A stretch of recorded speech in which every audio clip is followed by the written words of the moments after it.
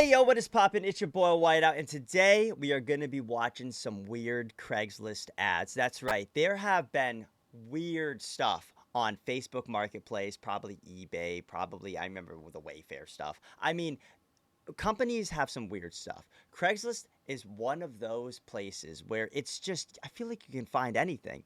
It is a little older now. Not a lot of people use Craigslist anymore, but God, is Craigslist weird. And today we're going to be watching the 5 most disturbing Craigslist ads. So I don't even know what to expect out of these, but it's time to lock in. Let's see.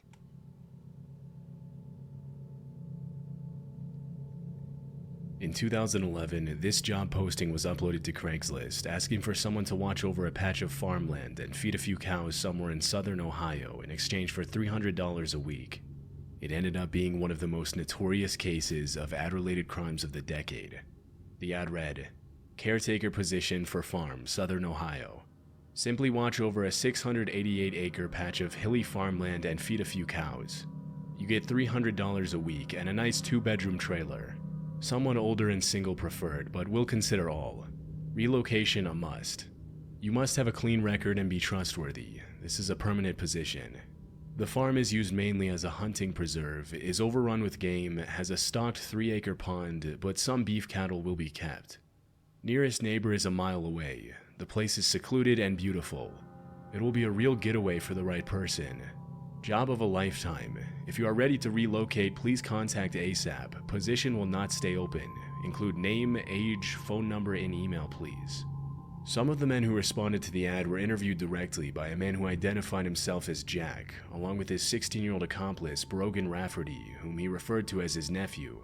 The candidates who made it to the interview stage said they didn't notice anything strange about Jack or his so-called nephew, and that they just looked like a couple of farmers who needed someone to look after their land. Scott Davis, a 48-year-old man who was interviewed by Jack over breakfast at a little restaurant in Marietta, Ohio, was the second to last candidate to go through the screening process for the job. After breakfast, he rode with Jack and Brogan to a remote wooded area near Akron. Immediately after getting out of the car to survey his surroundings, Davis heard a clicking sound. He turned around to see Jack pointing a gun at him. It was then that he realized that the click he heard had been the gun misfiring, but before he could react, Jack shot him in the elbow. Oh, wow. Despite the wound, Davis managed to escape. He ran for his life for 7 hours through the woods, eventually finding a house and asking the owner for help. They called 911, and news about the incident began to spread. 5 days later, police received a call from a woman named Deborah Bruce, who claimed that her 51-year-old twin brother David Pauly had responded to the same job ad on Craigslist. According to Deborah, her brother had driven from Virginia to Ohio with all his belongings in his car, in the hopes that the new job would work out for him and help him get back on his feet. Tragically, a couple days later, police found the body of David Pauly, along with the body of another victim by the name of Ralph Geiger, buried in the woods close to where Scott Davis had been shot in the elbow. At this point in the case, investigators were able to identify a pattern in the victims. Jack and Brogan targeted homeless, down on their luck, or otherwise vulnerable middle-aged men with limited family ties and lured them to an isolated location under the appearance of a life-changing job opportunity, only to later rob them of all their belongings and shoot them on the spot. Their hope was that because of their few family ties, their disappearance would go unnoticed, giving Jack and Brogan enough time to bury the bodies and get rid of the evidence. I mean, yeah, it's at the end of the day, it sounds like a good gig for somebody, right? You get $300 a week, which isn't that much. I mean, especially nowadays, but you're not paying for rent, right? You're living on like a little trailer, right? And all you have to do is just kind of maintain, feed the cows. So somebody who's trying to break out of, being homeless, or maybe if they're like a criminal that got out of jail and they can't find a job, it sounds like a perfect opportunity for them. But these guys were taking advantage of them like absolute dirt. And I mean, they got caught, which is good. But like, luckily that one guy got out with his life to be able to do this, because if he wouldn't have been able to get out, and let's say he did get shot and died, then they could have still been doing this potentially to this day. This pattern explains why certain candidates were rejected during the interview process, such as 58-year-old Ron Sanson, a former Navy officer with a college degree, and an unnamed woman in her 20s who had also applied for the job. During the investigation, police traced the Craigslist ad, which led them to the home of a man named Joe Bice in Akron, Ohio. He denied posting the ad and claimed that it was probably posted by the man who rented out his basement space. When police asked Joe Bice for the name of his tenant, he responded that he only knew him as Dutch. Investigators were able to track Dutch down thanks to a phone call that he made to Joe Bice, unaware that his landlord had been in contact with the police. On November 16, 2011, police arrested Dutch and identified him as 52-year-old Richard Beasley. Scott Davis immediately confirmed that this was the same man who had interviewed him at the restaurant and shot him in the woods. Apparently, Richard Beasley had fled from the police and used different identities to avoid being detected, even using the names of some of his victims. Around that time, police also arrested Brogan Rafferty, Richard Beasley's teenage accomplice. At the time, Brogan was a 16-year-old high school student from Stowe, Ohio, whom Beasley had mentored and taken under his wing. Police searched Rafferty's house and found several weapons, as well as a disturbing poem hidden in his computer files from August 16, 2011. The chilling poem read, "We took him out to the woods on a humid summer's night. The loud crack echoed and I didn't hear the thud." Investigators later determined that the poem described the murder of Ralph Geiger, one of the victims police had found in the woods. A few days later, on November 25th, a fourth victim, a 47-year-old man named Timothy Kern, was found dead in the woods behind a mall in Akron. In 2013, Brogan Rafferty was sentenced to life without parole, and Richard Beasley was sentenced to execution after being found guilty of 27 total accounts of aggravated murder, aggravated robbery, 27? kidnapping, and possession of illegal weapons. Oh my god. This innocent-looking job ad ended up being one of the most notorious luring posts in the site's history, and it played a strong contributing role to the sketchy connotation that Craigslist carries nowadays.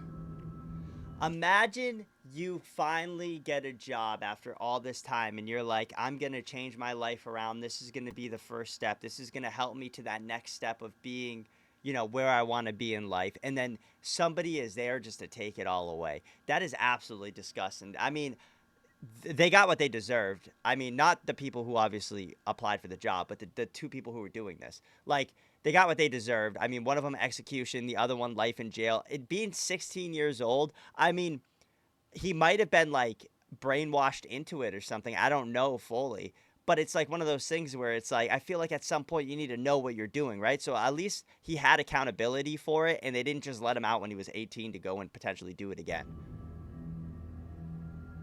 On January 2nd, 2016, a disturbing ad was posted in the personal section of Craigslist. The personal Whoa, is that an actual thing? Is Craigslist like a dating app? Romance, casual encounters, misconnections, rants. Is this an actual thing? What? I didn't know there was like a dating app on Craigslist. Was a place where people could post personal ads for a variety of reasons. It was an interesting mix between an online dating platform, a space where people could rant and share their opinions on personal experiences, and a place for people to find friends with similar interests. I was not aware of all that. Most people use the personal section for legitimate reasons. It was also notorious for scams and other illegal activities, which is why Craigslist completely removed the section in 2018. This particular ad was posted by a person claiming to be a serial killer.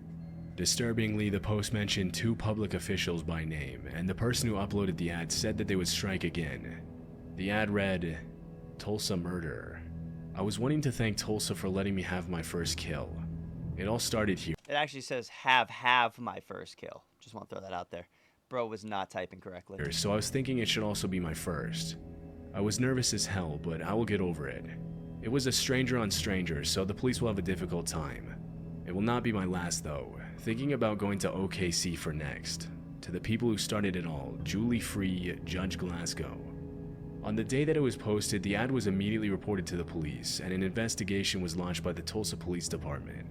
Specifically, the ad thanked a woman named Julie Free, an employee of the Department of Corrections, and Judge Glasgow, who worked in the probate division of the Tulsa County District Court. The post thanked them and referred to them as the people who started it all. Because Julie Free and Judge Glasgow worked in overlapping departments and would sometimes interact with the same offenders, police believe that the ad had to have been posted by someone who had at some point been involved in the criminal justice system, and that it might have been an act of revenge to stain their image. Craigslist provided the Tulsa Police Department all the information available about the post, but it didn't really lead anywhere. According to the police, there had been no recent crimes that matched the description provided in the ad. The police department said that the ad was probably a hoax, but they never found any evidence to prove it, which means it's still possible the post could have been legit. The homicide unit claimed that they had seen a similar situation before when a 918 number texted random people disturbing questions about where to bury a body. The thing about the ad that alarmed the police was that it specifically named 2 public officials. But to this day, it hasn't been confirmed whether this was just some sort of revenge hoax, or if something much more sinister was going on. I feel like nowadays, though, they would be able to find out who that person is just from that one post, right? Because couldn't they backtrack who posted it and all that kind of stuff?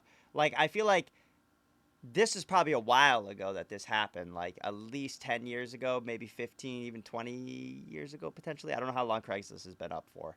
But, like, in that case, it's like, couldn't nowadays this be founded extremely quick, or could it still actually be like very hard for somebody to find this? I don't know. Let me know. In August of 2014, an 18-year-old girl named Haley Turner posted a Craigslist notice stating that she was, quote, looking to be abducted and taken away. That is a Although crazy the post post. immediately gained a lot of online attention, as far as I was able to find, images of the actual ad itself are no longer available. On August 7th, Haley left her house in Michigan and told her mother that she was going to run an errand. A few minutes later, she called a friend on the phone. During the conversation, she mentioned to her friend that she had noticed a man lying in the ditch in the middle of the road, and that she was going to get out of her car to see if he was okay. A few seconds later, Haley uttered the words, "He has a gun," and the phone was suddenly disconnected. Terrified, the friend immediately called Haley's father, who drove to the area just north of Ohio in Bedford Township and found his daughter's car running in the road, but Haley was nowhere to be found. Haley was immediately reported as a missing person, and an investigation was launched to find her. Strangely, police found that at 10:06 p.m. on August 7th, Haley had rented the DVDs for 2 movies from a family video store a few miles from Toledo, Ohio. The phone call with her friend had taken place a few minutes after that. 16 hours after her disappearance, a local resident found Haley standing at a random corner holding a puppy in Ecorse near Detroit. Although she was completely unscathed, she claimed that she had been abducted at gunpoint the night before and that she had jumped from a moving vehicle to escape her captor. The whole story didn't really seem to add up, and police had a hard time believing her. The video footage from the DVD store where she was last seen didn't show anything suspicious, and there were no signs on her body suggesting that she had been attacked.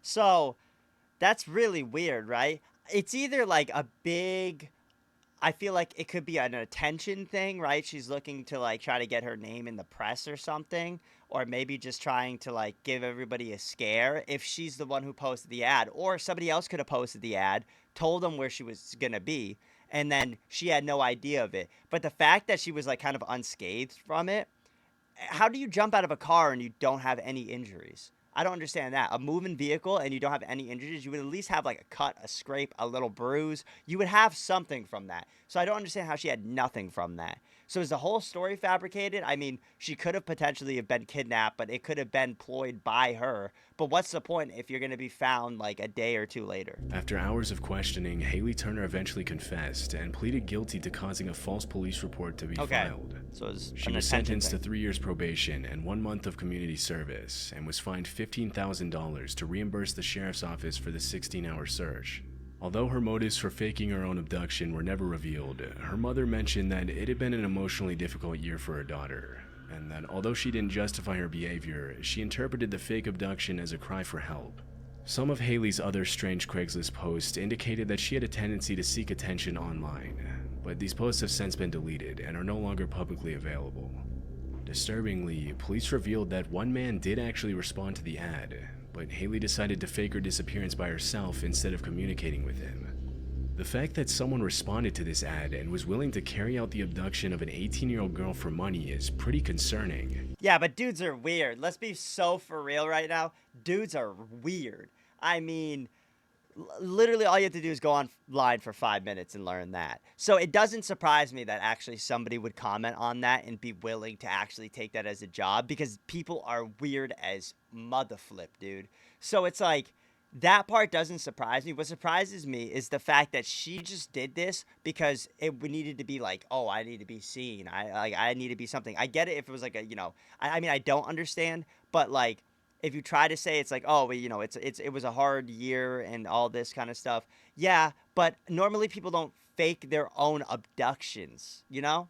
And what makes this even creepier is that the man who responded to Haley's ad asking to be abducted was never found by police. Yeah, that's the case. That's always the case. This creepy post was uploaded to Craigslist on July 21st, 2009 by a man claiming to be a Baltimore area homeowner. The ad pretty much speaks for itself, and it reads, "By now you've probably heard of the Glen Burney family that stored their 83-year-old grandmother's dead body in a freezer. It turns out that no law was broken. Yep, dumping a body is legal around here. Healthcare workers and other professionals are required to report deaths, but ordinary citizens are not. And apparently no state law prohibits the burial or storage of a body on private property." So he's allowing body dumping location available.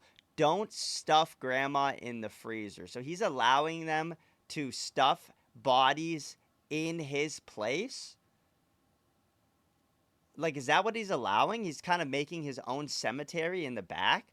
Isn't that, like, super sketchy? Because, like, couldn't you have, like, a body from, like, a murder and then you could get charged with that? Or even as an accomplice because it can't be A found? laid-off Baltimore area homeowner. After 10 months of unemployment and the future looking even more grim, I'm willing to consider allowing my backyard to be used for body dumping. That's Call it insane. a private burial if you prefer. I could probably take a half dozen bodies without arousing the attention of neighbors. That's It wouldn't hurt to have wild. one under the garden too. Me, a discreet Baltimore County homeowner with a half acre of easily tillable property on a quiet dead-end street. You, an individual, not a healthcare worker or other professional required to report a death, with the awkward inconvenience of disposing of a deceased relative, friend, colleague, or acquaintance. You must provide your own trash bags, tarp, quicklime, shovel, etc. I might be available to hold a flashlight, but I won't do any heavy lifting. Accidental deaths or natural causes only. I'm not getting involved in any shenanigans with Omar wannabes. I will not be a participant in or any accessory to any sort of crime. This is a limited time offer. Act now before the state legislature changes the law. If and when the law changes, measures failed 10 years ago after the 1999 incident, you'll be grandfathered, literally and figuratively. Price is negotiable. Serious inquiries only. Price is negotiable for burying a body in my backyard. Imagine that. Like, and then he's like, oh, no shenanigans behind it. You know, if you guys murdered or did something like that, you guys can't bury people in my backyard. Well, what if they did without having any blemishes, right? What if they put, like, poison or something in somebody's thing? You have no idea of that, and now you are part of it. Like, what? The That's post such a itself is weird thing. off-putting enough, but the context behind the ad is even more disturbing. The links in the ad are both broken, but using the Wayback Machine, I was able to find a 2009 version of the website Welcome to Baltimore Hun, which appears to be a sort of online guide for users to upload news and posts about their experience living in Baltimore. The link in the Craigslist ad leads to a blog post written by a man named Gnome Sane. The article goes deeper into the reasons why he uploaded the ad to Craigslist and what he hoped to accomplish with his underground private burial business. In the comments, more than a few users asked the man if they could use his backyard for a burial. The fact that the uploader of the ad explicitly mentioned that he wouldn't get involved in any criminal activity by burying anyone who hadn't died of natural causes has created a lot of online speculation.